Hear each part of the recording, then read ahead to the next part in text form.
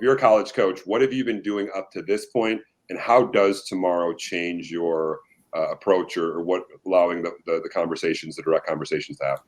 Yeah, I think, as a former college coach, and especially sending guys off from my JUCO to the D1 level, these guys are getting started a little bit earlier, and not exactly with communication, but identifying those prospects. Now that September 1st, which guys seems to come earlier and earlier every year, now that dialogue meter starts working towards the offer. So we go from the email exchanges in the camps to the phone calls and the family Zooms, the Zoom sessions, I should say. And as we work from that initial phone call to coming to watch you guys play, getting you on campus for a workout, taking those official visits, getting that, eventual offer, guys, this is all going on now. And not everyone in here is going to be a D1 guy, which is okay. There's great baseball, great sports at every level, and more importantly, great education, academics at every level. But understand, if you're a D1 guy at this point, doesn't mean Vanderbilt's going to call you tomorrow. But if you're one of those guys, you're getting identified, and that communication is going to start moving in the right direction.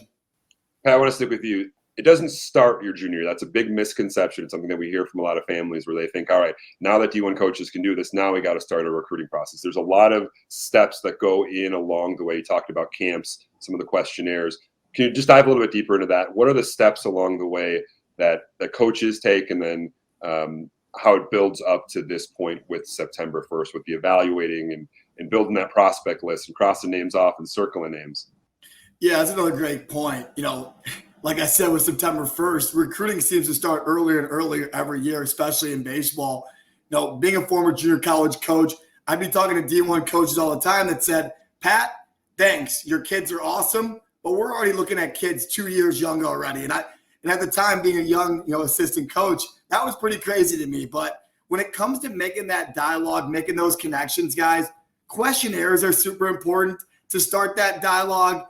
Get identified as a prospect, get in their database.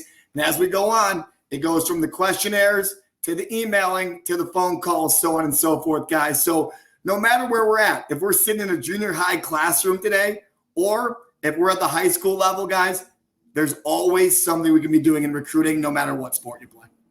Hey, everyone. Thanks for watching. Click the logo to subscribe to our channel and check out all the other videos on our page for all things recruiting.